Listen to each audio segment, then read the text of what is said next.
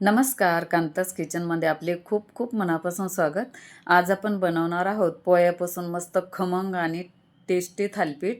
याला फारसं काही साहित्य लागत नाही, घरच्या साहित्यामध्येच होतं. आणि पोहे खायचा कंटाळा आला तर ही रेसिपी नक्की ट्राय करा, तुम्हाला नक्की आवडेल. तर चला रेसिपीला सुरुवात करूया. व्हिडिओ आवडला तर व्हिडिओला लाईक करा आणि कांतास किचनला सबस्क्राईब करा. तर इथे मी 1 कप पोहे घेतले. हे जे कांदा पोहे करतो ना आपण, तेच पोहे आहे. तर या पोह्याला आहे ना पहिले चांगलं चाळून वगैरे घ्यायचं आहे. नंतर 2 पाण्यानं स्वच्छ धुवून घ्यायचं आहे. बघा मी इथे पोहे धुवून घेतले आहे चांगले आणि यामध्ये थोडंसं पाणी ठेवलं आहे. तर याला आहे ना आपल्याला असं 5 मिनिट भिजत ठेवायचं आहे. 5 मिनिट झाले बघू पोहे भिजले का नाही. हे बघा किती छान पोहे भिजले. एकदम मऊसूत झाले बघा. हाताने छान चुरा होत आहे. याला थोडंसं असं मोकळं करून घ्यायचं. दुसरं एक भांडं घेऊ, त्यामध्ये काढून घेऊ आता हे पोहे.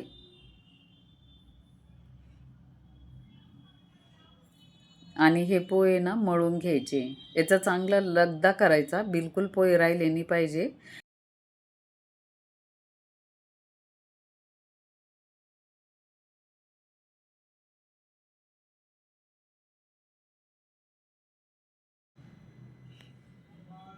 थोडं थोडं पाणी घालून भिजवायचं याला.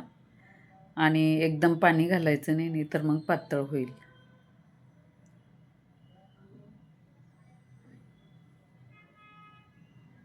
हे बघा किती छान मस्त मळून घेतलं आहे मी, किती छान गोळा केला आहे मस्त बिलकुल पोहेनी.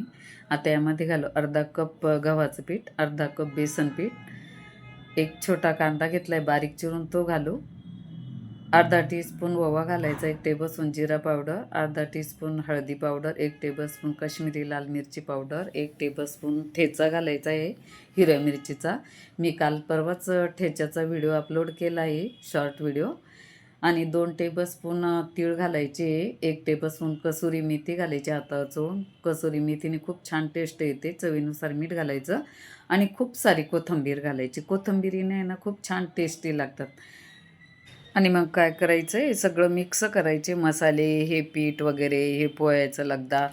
आता काय करायचं आहे, थोडं थोडं पाणी घालून ये ना पीठ भिजवायचं आहे. एकदम पाणी घालायचं नाही, नाहीतर मग जास्त पातळ होईल.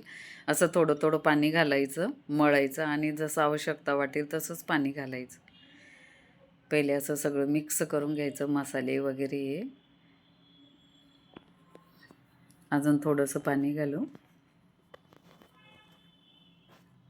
आणि हे जे थालीपीठ आहे ना खायला खूप टेस्टी लागतात. अशा म्हणजे घाई गडबडीच्या वेळेस किंवा पोहे खायचा कंटाळा आला आहे किंवा कुठे प्रवासात जायचं आहे तेव्हासुद्धा, प्रवासाला जातानासुद्धा तुम्ही हे थालीपीठ करून नेऊ शकताय बरोबर. खूप छान टेस्टी लागतात आणि पटकन पण होतात. तर थोडंसं हातावरती मी तेल घेतलं आहे. तेल घेऊन असं मळायचं आणि गोळा करायचा याचा आणि थोडंसं एक 5 मिनिट झाकून ठेवू. नाही झाकून ठेवलं तरी चालतं, लगेच पण तुम्ही करू शकताय. आता मी काय केलं, एक बटर पेपर घेतला, पोळपाट घेतला, त्यावरती असा बटर पेपर टाकायचा, त्याला थोडंसं तेल लावून घ्यायचं आणि हाताला असं पाणी लावायचं आणि हे थालीपीठ थापायचे. तुम्ही किंवा बटर पेपर नसेल तर जी साखरेची पन्नी असते ना ती त्याच्यावरती पण करू शकता, किंवा मग कपडा घेऊन, पातळ कपडा घ्यायचा, त्याला पाणी लावायचं आणि त्याच्यावरती असं एक छोटा गोळा घेऊन हे थालीपीठ थापायचे. त्याच्यावर पण होऊ शकतं. आवश्यकतेनुसार असं हाताला थोडं थोडं पाणी लावायचं आणि असं मस्त बोटाने दाब द्यायचा आणि थापायचे. जास्त पण पातळ नाही करायचं, नाही तर मग खाली चिकटून जाईल. हलक्या हातानेच थापायची अशी बोटाने. आता याला आहे ना असे होल करून घेऊ. असे होल करायचे याला, मस्त पण दिसतात. आणि यामुळे काय होतं, याच्यामध्ये तेल सोडलं ना मस्त खरपूस भाजल्या जातात, कच्चे राहत नाही. बघा आपण अशी 5-6 होल करून घेतले याला मस्त. आता इकडे गॅसवरती पॅन ठेवली, त्याच्यावरती थोडंसं तेल टाकू. पॅन नसेल तर तव्यावर करा. आता जे आपण थालीपीठ थापलेलं होतं ना तसंच बटर पेपर उचलायचा आणि असं पॅनवरती टाकायचा. हे बघा मस्त हे झालं. आता तुम्ही कपड्यावर थापलं असेल ते पण तसंच कपडा उचलून आहे ना असंच पॅनवरती टाकायचा. पण म्हणजे पॉलिथिनच्या पिशवीवर जर तुम्ही थापलं असेल तर मग तशीच पॉलिथिनची पिशवी याच्यावर टाकायची आणि मग हातावर घ्यायचं. हाताला थोडं तेल लावायचं आणि थालीपीठ आहे ना हातावर घ्यायचं. जास्त मोठी मोठी करायची नाही, हातावर बसेल ना एवढंच करायचे आणि मग टाकायचं. कारण आहे ना पॉलिथिनची पिशवी त्याला चिकटण्याची शक्यता असते, मग ते चांगलं नसते. बघा एक थालीपीठ आपलं करून झालं आहे. बघा किती छान खरपूस भाजलं आहे. अजून एक मी तुम्हाला करून दाखवते. याला आहे ना जास्त वेळ पण लागत नाही. पीठ फक्त जास्त पातळ करायचं नाही. आता याला पण असे होल करून घेऊ. जास्त पीठ पातळ झालं ना मग काय होतं, म्हणजे असं हातावर पण घेतले ना मग हाताला चिकटतात ते, म्हणून जास्त पातळ करायचं नाही पीठ. आता हे पण आपण थालपीठ काय करू, असं उचलो आणि पॅनवरती टाकायचं. थोडंसं तेल सोडून घेतलं इथं पण.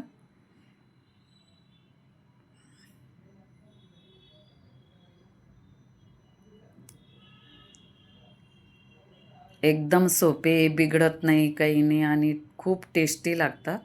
एकदा ट्राय करून बघा तुम्ही हे प्रवासात वगैरे किंवा मुलांसाठी, असं सकाळच्या नाश्त्याला, टिफिनसाठी किंवा संध्याकाळीसुद्धा संध्याकाळच्या जेवणात पण करू शकता. हे तुम्ही हे दह्याबरोबर खाऊ शकतात. लोणचं आहे किंवा लिंबाचं लोणचं आहे त्याबरोबर खूप छान लागतात. हे बघा असं यामध्ये तेल सोडायचं. हे तेल सोडलं ना याचे होलमध्ये मग इतके मस्त खरपूस भाजले जातात ना ते. हे बघा हे पण किती छान भाजले गेले. काढून घेऊ हे पण. हे बघा आपले सगळे थालीपीठ आता करून झाले. एवढ्या साहित्यामध्ये ना 5 ते 6 थालीपीठ होतात. हे बघा किती छान झाले, एकदम मस्त खरपूस खरपूस. व्हिडिओ आवडला तर व्हिडिओला लाईक करा, शेअर करा, कांतास किचनला सबस्क्राईब करा. भेटूया अशाच एका पुढच्या हेल्दी आणि नवीन रेसिपीबरोबर. तोपर्यंत खात राहा, मस्त राहा. थँक्यू.